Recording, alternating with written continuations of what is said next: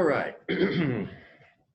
So here we are, Chem 100 for Exam 8 on Chapter 16, Acids and Bases. We just got through going through this review session, and your instructor forgot to start the recording. So what I did was I checked an early recording that was produced in the spring semester of this year, and it covered some of the topics that we touched on here today, but it was incomplete in my opinion. So I'm going to go back through, and I think I picked out all the problems that we've worked in class. Now I'm just going to go through them numerically, one at a time, and hopefully fill in all the spaces that are missing from that spring recording. It probably would be well to look at the spring recording as well as the one that I'm going to make right now. As soon as I get a drink, we'll start talking. Okay. Number 3. Which of the following is the strongest conjugate acid?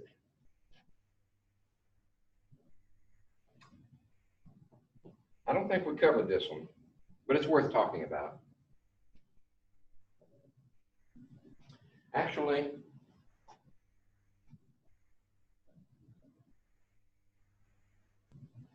this is not such a good one. The reason being that you really don't have enough information to tell you which is the strongest.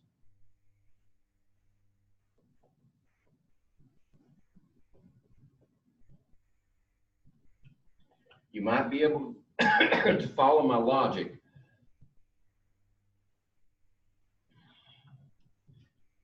but it still would be a stretch to prove without real numbers. So what I'm going to do is say, if a question like this shows up, which is the strongest conjugate acid?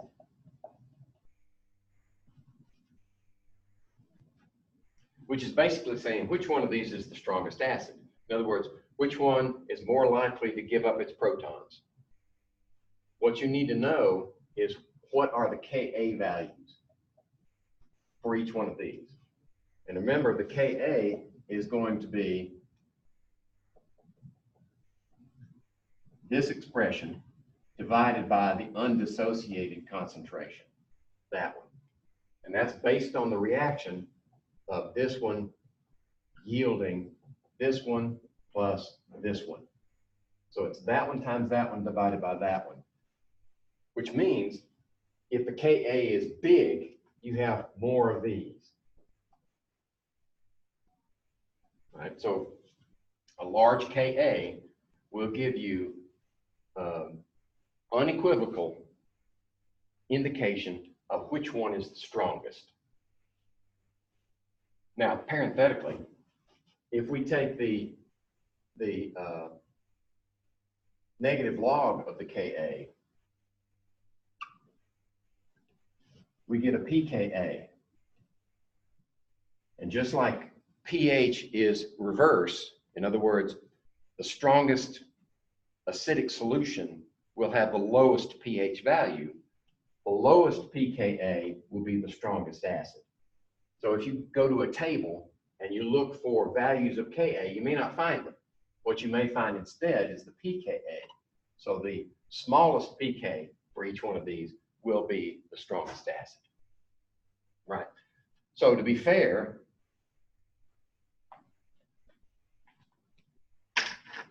rather than all the same, there should be not enough information in this case. The logic that's given in your worked problems for this one and for, let's see, there's another one similar to it. but it takes the opposite approach.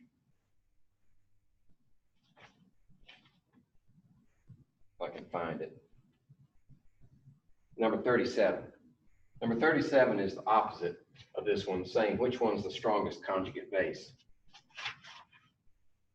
The strongest acid here is actually that one, simply because this is a very small ion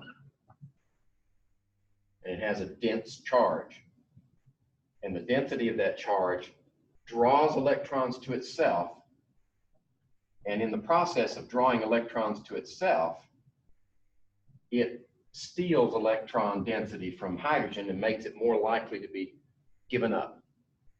Right? So that's the logic in the worked problems, the handwritten worked problems, that gives this as your answer. But for purely quantitative arguments, you would need the Ka or the pKa.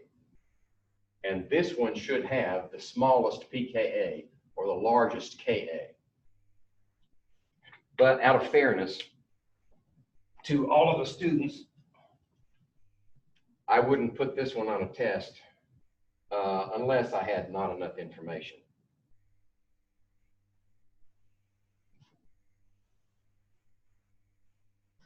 Okay, so that's number 3.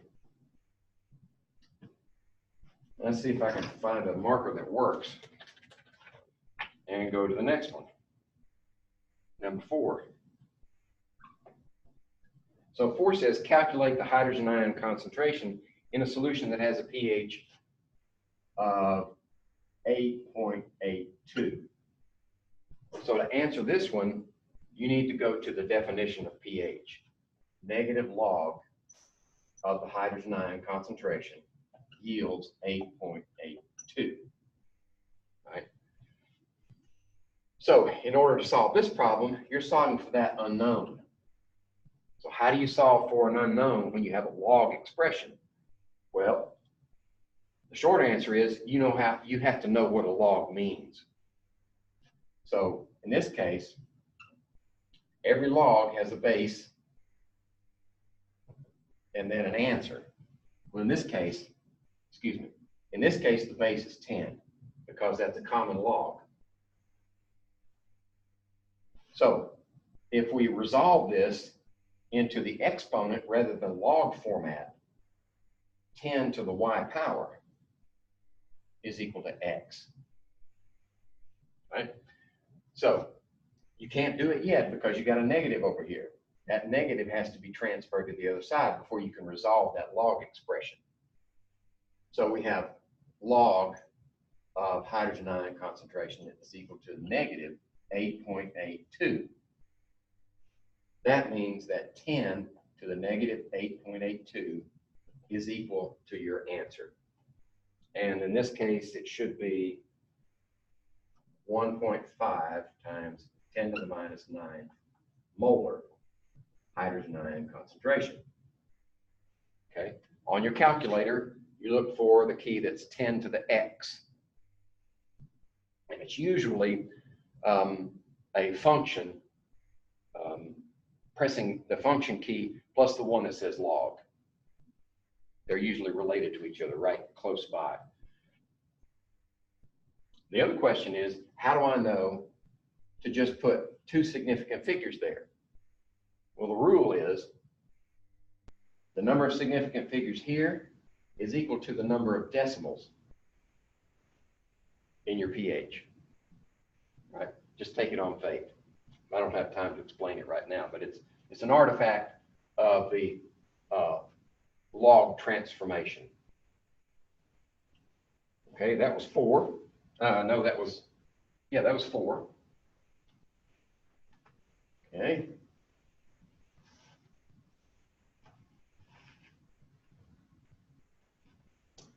How about number 5? What does number 5 say? You prepare a solution and dissolve a mass of 111.9 grams hydrochloric acid, or hydrogen chloride gas. Right? We're going to put that in solution, and the final volume of the solution is 160 liters. So what do we need to know to answer the question, what is the pH? Well, think backwards. What is pH? We need to know the negative log of the hydrogen ion concentration in molarity, right? So we've got to find out what's the molarity of the hydrogen ions, right? So how do you get molarity? Well, molarity, remember, is moles per liter or volume, right? We got the volume right here. We don't have the moles yet. So can we find moles from the information given? The answer is yes, because we have the mass of hydrogen chloride, and since we have the formula, we can find its molar mass and convert to moles. So what do you need? Grams on the bottom, moles on the top. But you need what the molar mass of hydrogen chloride is. So what is it? Well, hydrogen's 1.01 grams per mole, and chlorine, look it up on the periodic table, is 35.45. Right, so it's 6,463. 36.46 in the denominator. Right?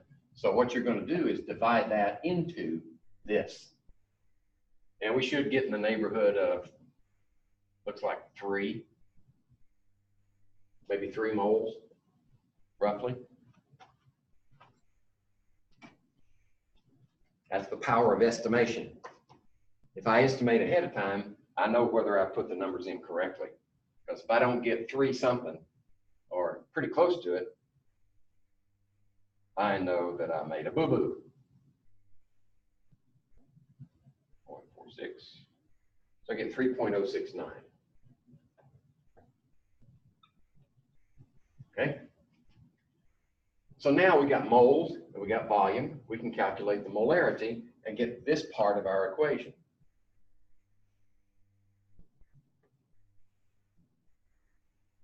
And the volume is 160 liters. Now, how do I know that this is going to give us hydrogen ion concentration? That's a good question, because this just tells us that many moles of HCl. How do I know that I've got the hydrogen ion concentration? Because HCl in solution is a strong acid, right? So if I know this one is 3.069 moles, I know this one is 3.069 moles automatically, because it's a strong acid, and strong acids all dissociate completely. So now back to the problem. Now we know that this is true. Well, not that. Moles of hydrogen ions. That. Okay, so now the molarity of that is 160 divided, and I get 1.92 times 10 to the minus 2 molar. Now we've got the hydrogen ion concentration. We can plug it into our formula.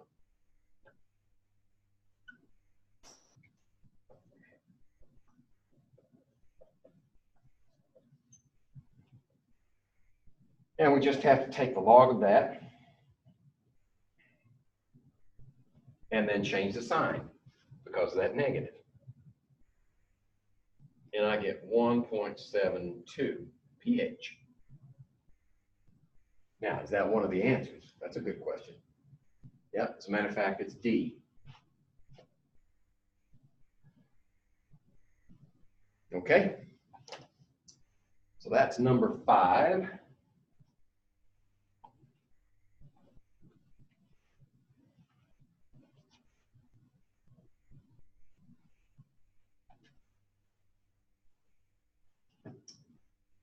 And I've got number 6 marked off.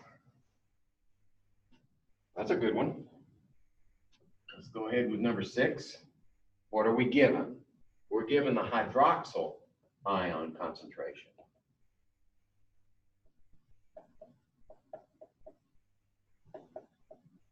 Okay? And then the question is, what's the pH? Okay. Two approaches to this one.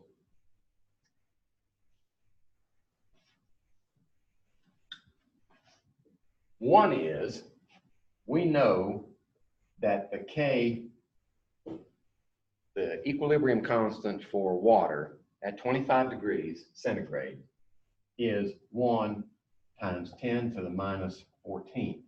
And that is equal to concentration of hydrogen ions times hydroxyl ions. Okay?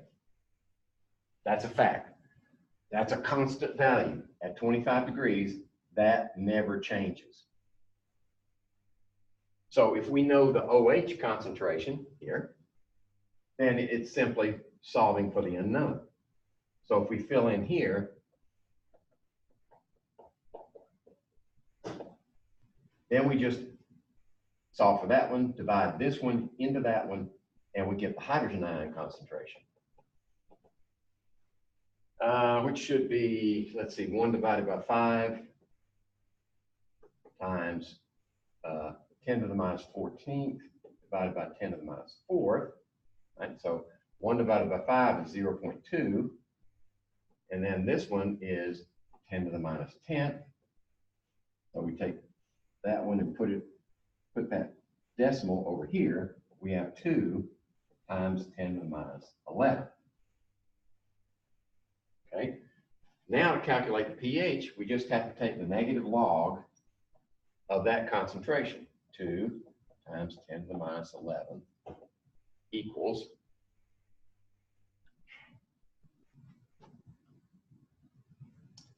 log is 1.07 pH. Okay, so that's one way to do it. Oops.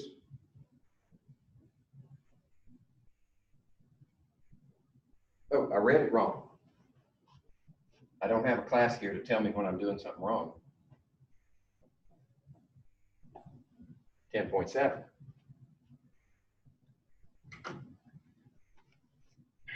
Now, I should have known that was wrong before even putting it up there. Why? Because 10 to the minus 7th molar is neutral. Right? So anything greater than that hydroxide concentration would be basic. And the pH of a basic solution is greater than 7. Right? So when I put 1.07 up there, that says it's acidic, which is false. 10.7 is greater than 7, that's basic. Right? So it's kind of a circular check on yourself to continually ask yourself, what does reality look like? If that's neutral, this has to be basic. So that has to be a basic value for pH, which has got to be greater than 7. So what's the other way to solve this one? Well, it has to do with the fact that pKa equals 14, which is also equal to pH plus pOH. Right? We derive that from this expression. Actually, that's pKw. If we take the negative log of this entire expression, we get pKw equals 14, which is also equal to pH plus pOH. So if we take this one and do pOH, 5 times 10 to the minus 14,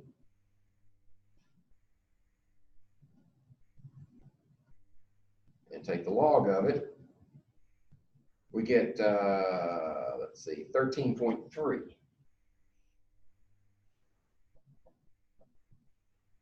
And this is 14. That's not right.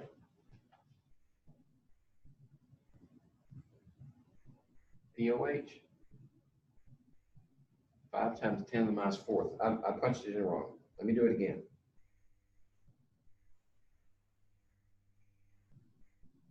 .3. There we go. So solving for pH, we just say 14 minus 3.3, which is 7 and 3, 11 point, no, 10.7, because I subtracted 3 from that. There we go, 10.7. Okay, so either way, you come up with the same answer. Your choice. Both of them work.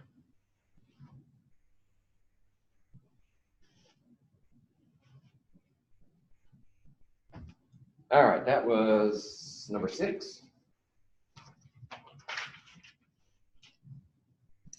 Number 7. Okay, this is a thought problem. When water is heated,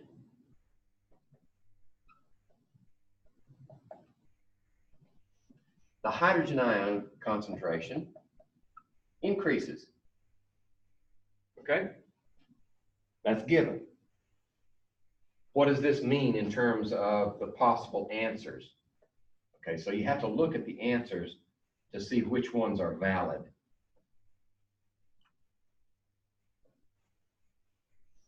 All right, so A is water neutral.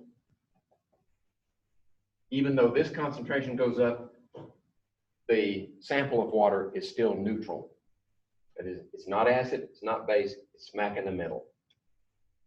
B, concentration of hydrogen ions is greater than hydroxyls, or the concentration of hydroxyls is greater than hydrogens. And the third choice is OH also increases. Okay? Now let's think about what's happening here. At 25 degrees, we know that this is true. We have water reacting with water to produce hydronium and hydroxyl, right? So this is synonymous with hydrogen ion concentration, right? There's the same. So what's happening? Well, if you've got so much hydrogen ions coming out of this reaction, how many hydroxyls will you have? Exactly equal. Right? If there's just water in there, they have to be equal. The stoichiometry says you can't have anything else but equality between these two concentrations. So at 25 degrees, you have 10 to the minus 7th here and 10 to the minus 7th there. Right? But what happens when we increase the temperature? Let's say 30 degrees, right? We get more hydrogen ions here. So we get more hydrogen ions there. How about hydroxyls? You get exactly the same because they came from the same place. They're both equal, even if the temperature increases. So what does that say in terms of our answers? Water is still neutral. Yep. Because what does neutrality mean? Neutrality means hydrogen ion concentration equal to hydroxide ion concentration. And that's still true. This is not true because we just said they can't be equal and greater than at the same time. So that one can't be true. This one can't be true because they're both inequalities. How about hydroxyls? When this one goes up, that one goes up. True. So that means A and D are both true. All right? That's number 7. Took a break from math and talked logic. Logic and stoichiometry. All right, what's next? Let's go to number 9. Number 9.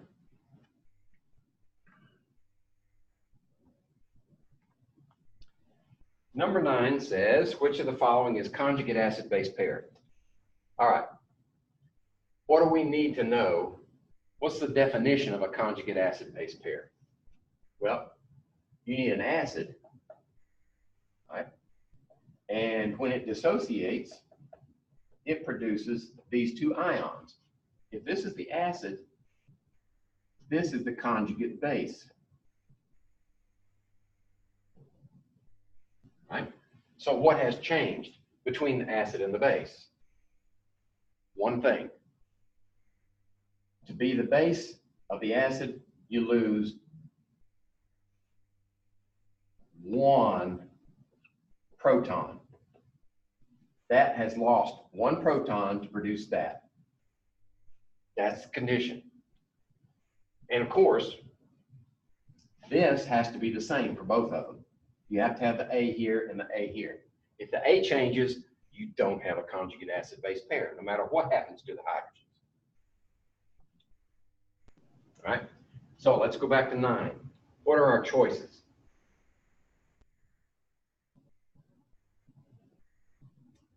Okay, we have these choices. So finding out which one is the conjugate acid-base pair, if we find one, that's the answer. Because we don't have one of the, two of these, none of these, any of those tricky answers in there. So how about this one? HPO4, 2 minus, and its conjugate base, according to this problem, is that. So let's check ourselves. Do we have the same A on both sides? There and there. And one proton was lost in the process. That one's true. Plus the fact that PO4 3 minus is a polyatomic ion. You look it up in your table, and that's the proper charge. So we know that one's true. So when you add a proton back to it, the one positive cancels out one of the negatives, and this HPO4 2 minus is also true. If we look at these others, HNO3, we've already answered the question, but we're going to look at these others to see if they're true.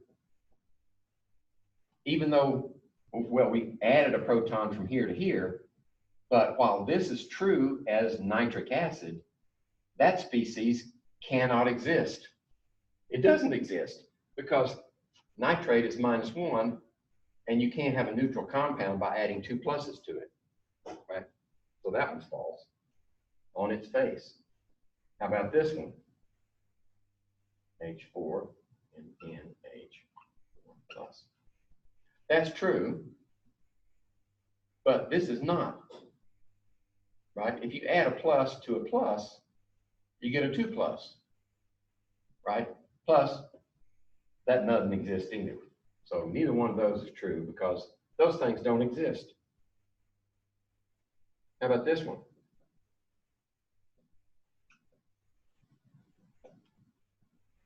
Okay, we've got the right balanced charges. If this one's neutral, when you take away a hydrogen ion, you get a negative. The problem is HF is neutral to start with because H plus and F minus. All halogens are -1 oxidation state. Most hydrogens are +1. So when you put them together, you get a neutral, right? So neither one of those can exist. And then E, this one, H2CN, CN minus, right? Now, that would be true as a conjugate base, right? But what has happened between here and there? 2 protons are lost. Besides the fact that you've lost 2 protons and not just 1, you've got the wrong charge, right? You can't lose 2 protons and end up with 1 minus. You'd have to end up with 2 minus. And CN2 minus doesn't exist. Not easily anyway. So that one's wrong.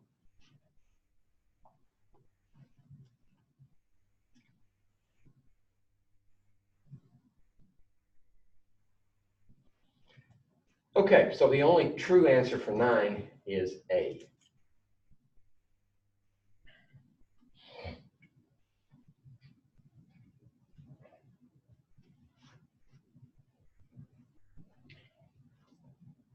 All right.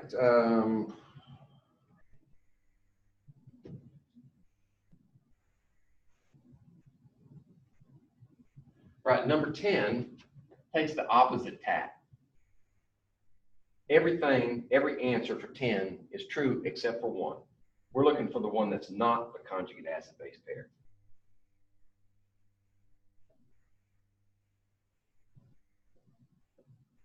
So we want to find out which one does not satisfy the conditions. That's an acid. There's its conjugate base. Yep, that's true. How about this one?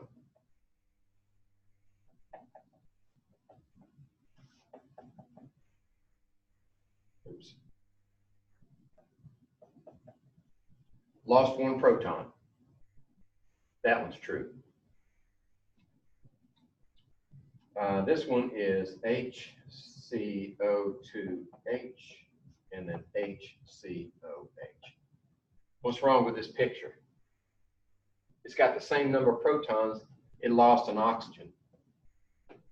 There's your answer. This one, dissolved in water, is boric acid. And it loses one proton to give that conjugate base. That one's true. And this one, chlorous acid, if it loses one proton, it gives you this. So that's true, lost the one proton. There you go. So C is the wrong one for this one, simply because we lost an oxygen, not a proton.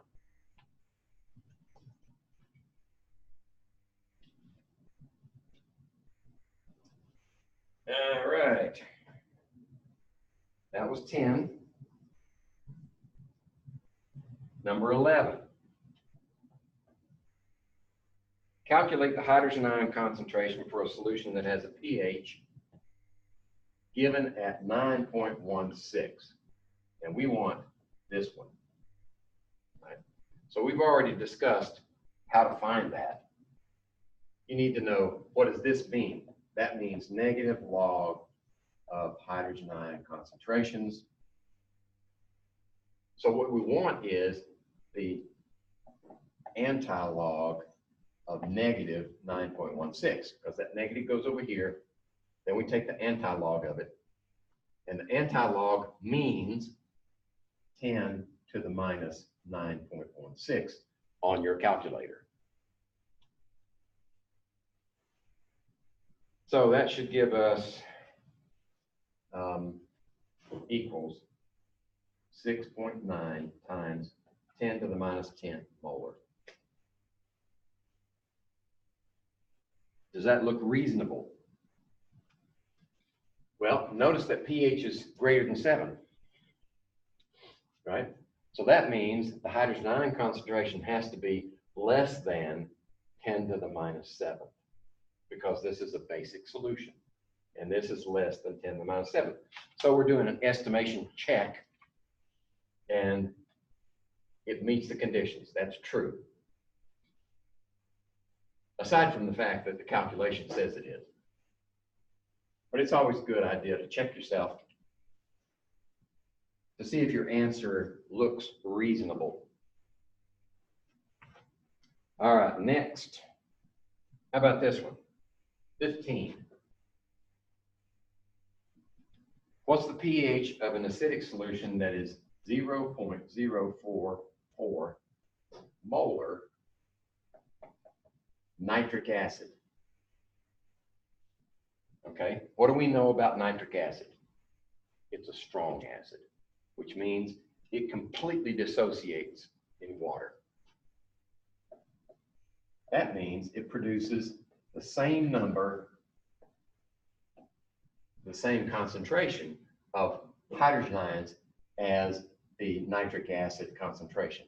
So this is going to be 0.044 molar. So the question was, what's the pH? Simple. Negative log of 0.044 molar equals 1.36 pH. Okay?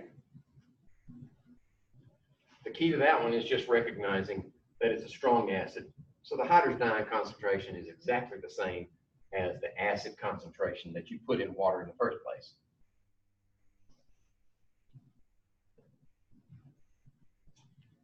Let's see.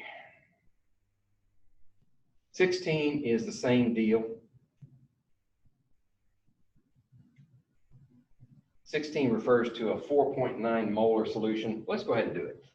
Yeah, I remember why I did this one the first time around. So let's do this one again. If you have perchloric acid at 4.9 molar, that's a strong acid. So it's going to produce 4.9 molar hydrogen ion concentration. So now we can do negative log of 4.9 equals what? Well, if you do the log of 4.9, take the negative sign, the log of 4.9 is a positive number. So you're going to end up with negative 0.69 as your pH. So is that valid? Matter of fact, it is. This is simply a log transformation. Number goes in, log comes out with a sign change. So you have a negative pH. And what that tells me is that this pH is well below corrosive limits, right? I think we talked about what are the corrosive limits.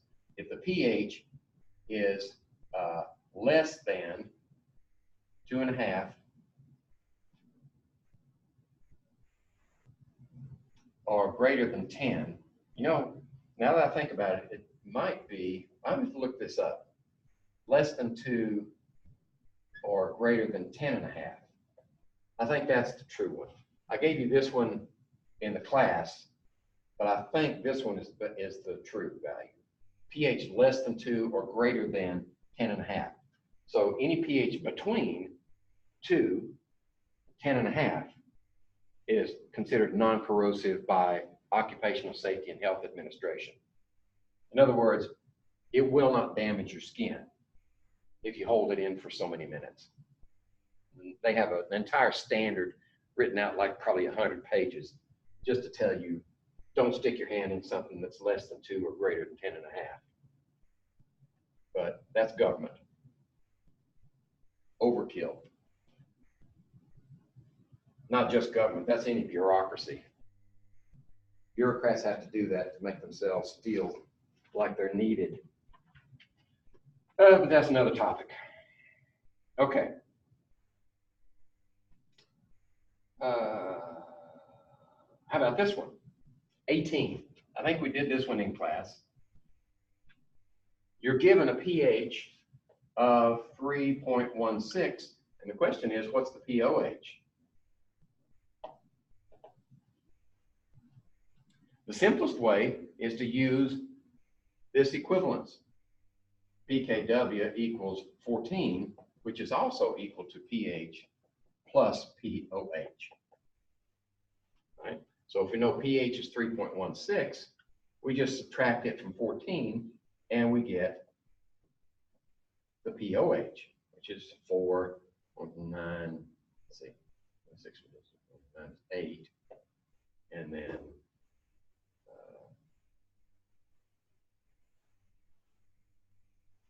what did I do wrong? Oh, 10.84 is the pOH. Okay? That's the simplest way. Because you're going from pH to pOH, and this relationship is valid under any set of circumstances. Well, as long as the temperature is 25 degrees C. Temperature is not 25 degrees C, you need another value for the kW. Okay, 20. I don't think we did this one, but I just happened to see it. It talks about buffered solutions. Which of the following is true for a buffered solution? Okay, so we're looking for the true statements. And since we have E equals all of these, we have to look at each one to see if there are any false. If they're all true, then E is the answer. So let's look at it. A solution will not change pH very much, even if a strong base is added. Okay, so if you add a strong base, pH is stable, which that does not mean that it won't change. It will not change very much. That's true. Even when you add a base to a buffer, that's what you get.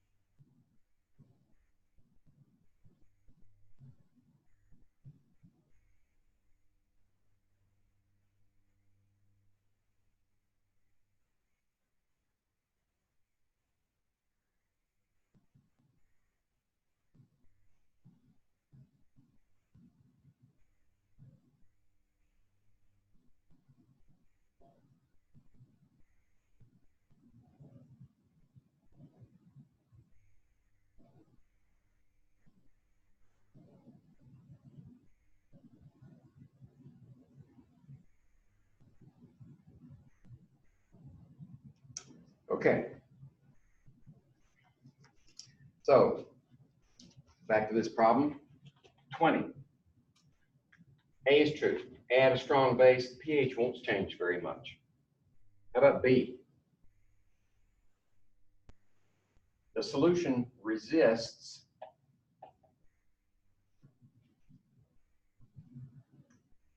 change of its hydrogen ion concentration. Right?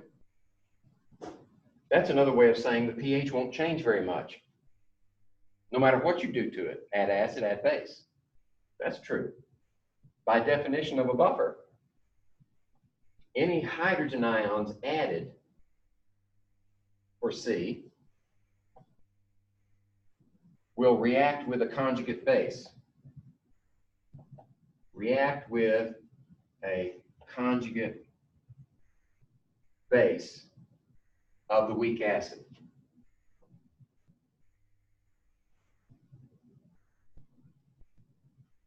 Already in solution. Is that true?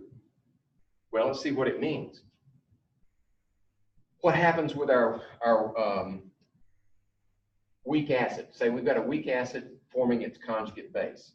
Right, we've got our acid, it's in solution, we get a hydrogen transferred, there's our conjugate acid, and here's our conjugate base. Right? So what happens when you add acid? Right? Is the acid going to react with, well, there's the acid. So this is an equilibrium situation to begin with, your buffer. So if you add an acid to it, which side is it going to disturb? This one, because that represents the hydrogen ion addition. So what is that going to do? It's going to react with the conjugate base. That's true. And then D. So if D is true, that means that all of them are true. The solution will not change its pH very much, even if a concentrated acid is added. Concentrated acid, pH stable. That's the definition of a buffer. Add acid or add base, you get a stable pH. So that means E is the answer because it says all of these are true. Okay?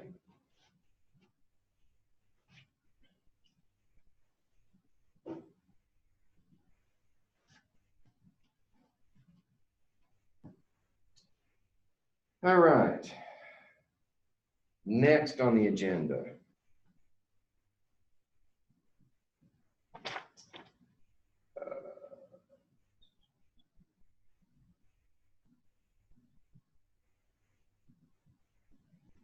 Let's try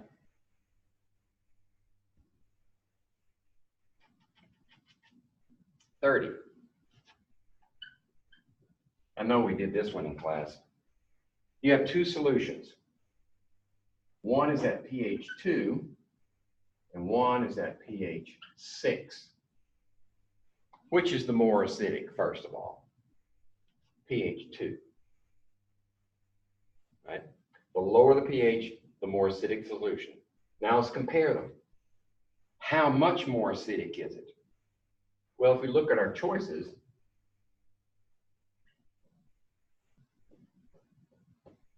A is 8, 0.3, and 1, 2, 3, 4. What's that? 100,000. This is 10,000. This is 3. Okay. So how many more times acidic is 2 than 6? The lesson here is that these are logarithmic scales. So for every change of 1 unit pH, you have a change of 10 times the acidity, one way or the other, basic or acidic. So the difference here is 6 minus 2 equals 4, and 4 is the power of 10. So that equals 10,000. That's this one. So pH 2 is 10,000 times more acidic than pH 6. Just that simple. You have to know what pH means in order to answer that question. All right. Back to buffers, 32. A buffered solution contains HNO2 and one of these.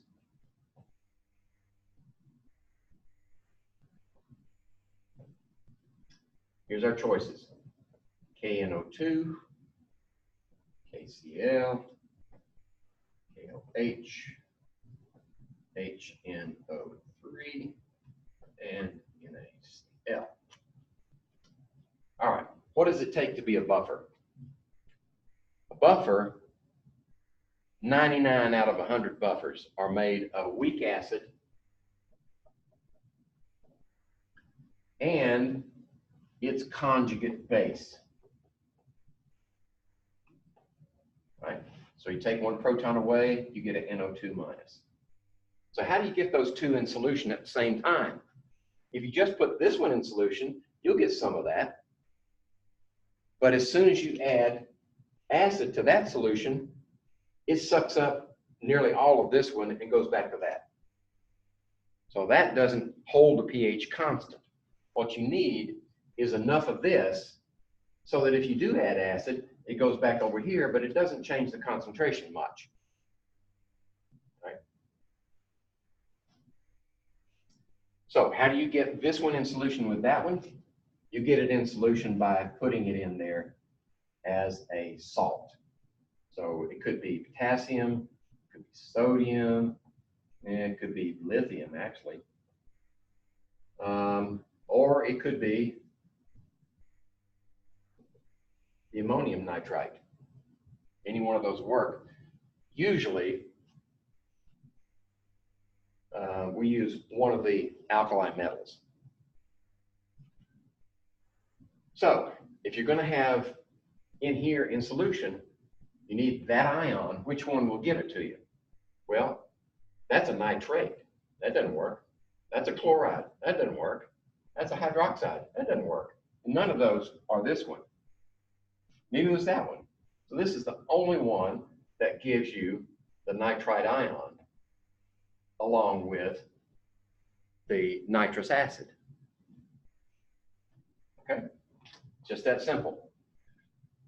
If you put these two together in the right proportions, you get a buffer. So I think in class I mentioned that the ratio of that ion to the acid, the best, right smack dab in the middle of the buffer zone, is where you have equal amounts of each one of these. So the ratio is 1.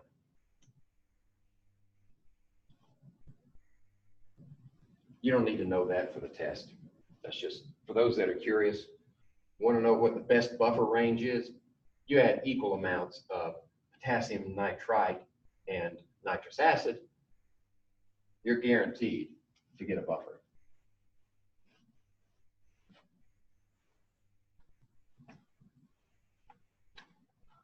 Okay. That was 32. We didn't do 33 in class, but I think it's worth talking about. Say we have this reaction. We have this weak acid. Since there's nobody here, I can't ask you what that is. I'll just have to tell you what it is. Acetic acid, right? Vinegar plus water. So we transfer this proton over here, and we get, this is the acid, this is the base. Remember, water can act as an acid or a base. According to Bronsted-Lowry, the acid donates a proton, the base accepts a proton. So we get the conjugate acid of the base, water, and then we get the conjugate base of the acetic acid. And it meets conditions. We've still got the acetate ion here, right there. Plus, it lost one proton only. So the question for 33 is, which species is the conjugate acid? Well, if that's the acid and this is the base, the conjugate acid has to start from the base. So this base gives that acid. The conjugate acid is the hydronium ion, which is B. Okay? That was 33.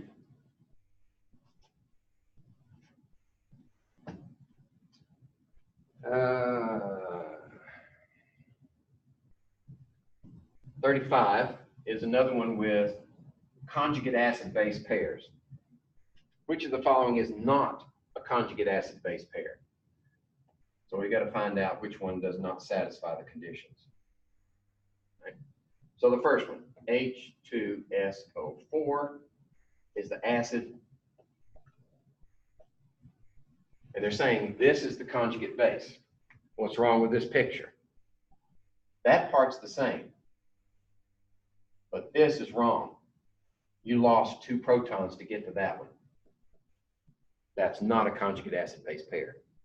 What would be a conjugate base of this acid is HSO4, 1-. That would be true, but it's false. So that answers the question.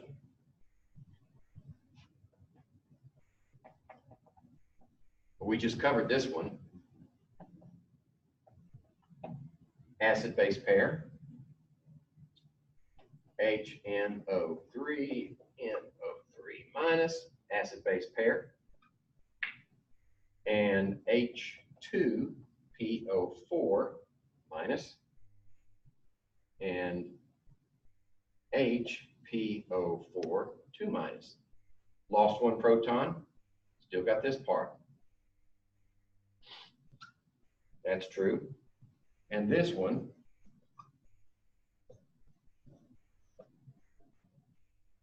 Same parts here, lost one proton, that's true. So the only one that's false was A, originally A.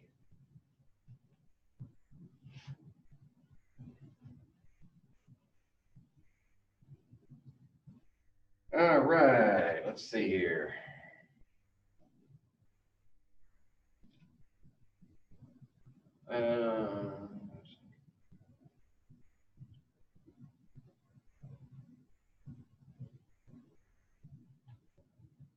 Let's go to 40. Solid calcium hydroxide is dissolved in water until the pH of the solution is 10.39. The hydroxide ion concentration of the solution is what? So if we dissolve calcium hydroxide in water, what do we get? Well, we get calcium ions. Actually, let's keep it simpler than that. Just make that aqueous, dissolve this in water, and we're given the pH is 10.39.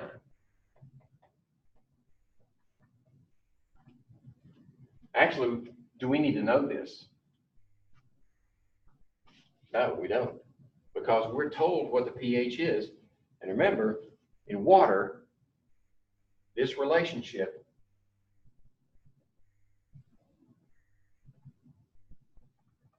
is always true, no matter what you do to it. So to find the hydroxide concentration, why don't we just plug this one in here, right? Subtract it from 14.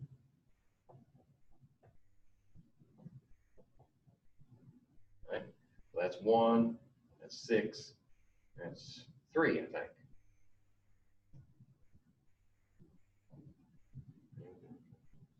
Yeah, that's true. So this is the POH. Okay?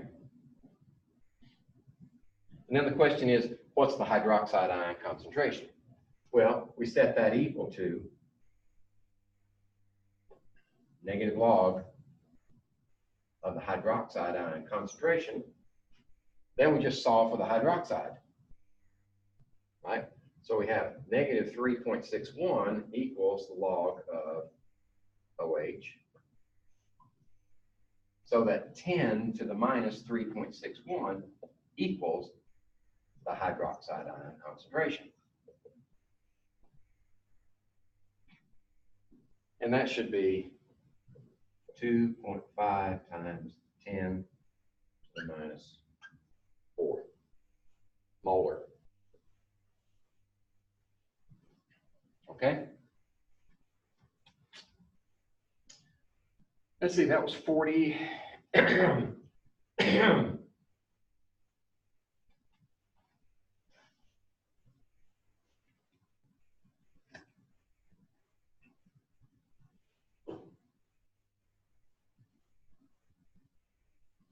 41, I remember we did this one. Choose the pair of concentrations that cannot be in a given aqueous solution at 25 degrees. Okay, at 25 degrees centigrade, the hydrogen ion concentration times the hydroxyl ion concentration is equal to what? 1.0 times 10 to the minus 14. That's your KW.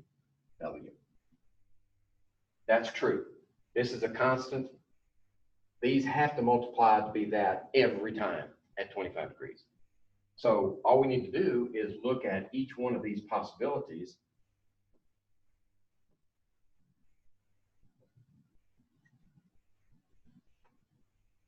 and see which one, if any, is false.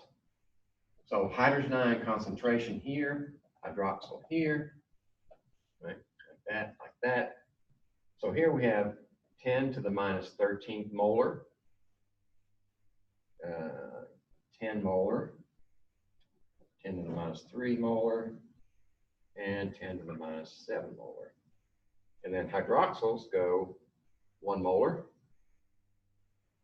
10 to the minus 15, 10 to the minus 11, and 10 to the minus 7. Let's just multiply the two together and see if you get that number.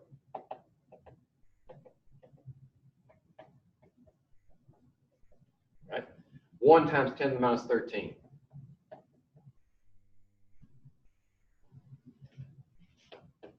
That's wrong.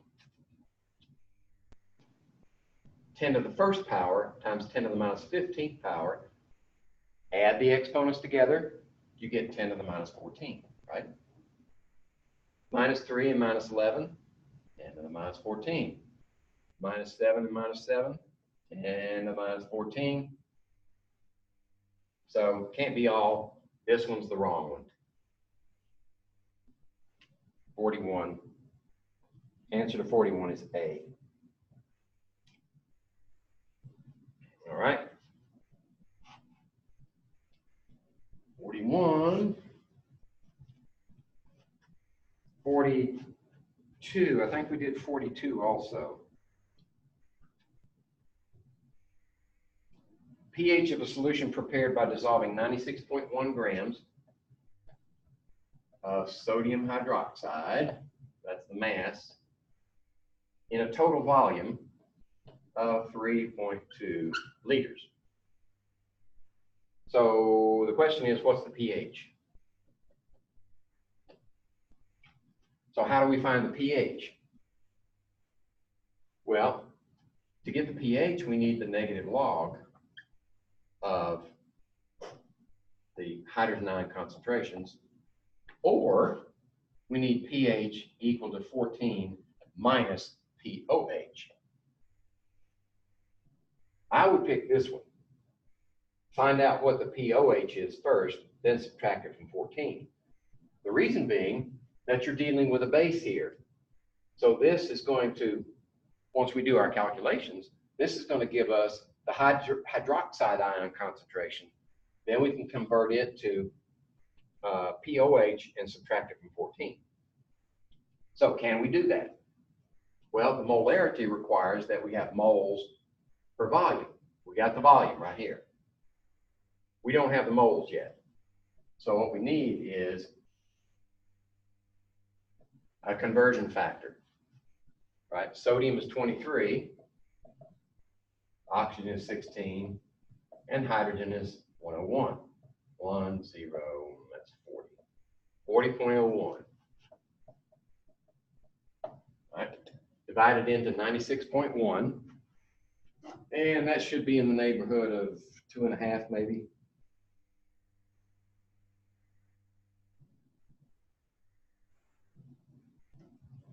Oh, 2.40. 2.4019 if we carry it on out.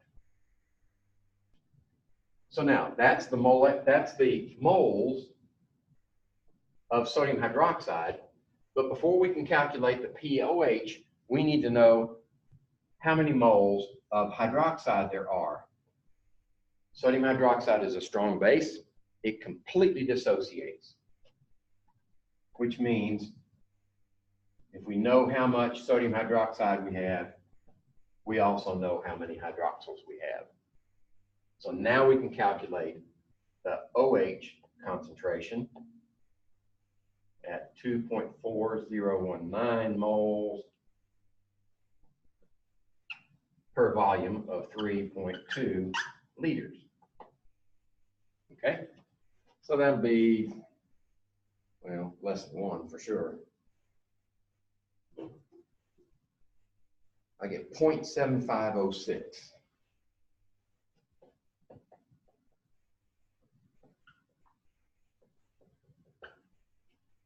Now we can plug that in to our transform. Log of 0.7506 equals, let's do the log of that. And that's change the sign, okay. 0.125. 0.125 molar. So now we subtract that from 14 and we get our pH.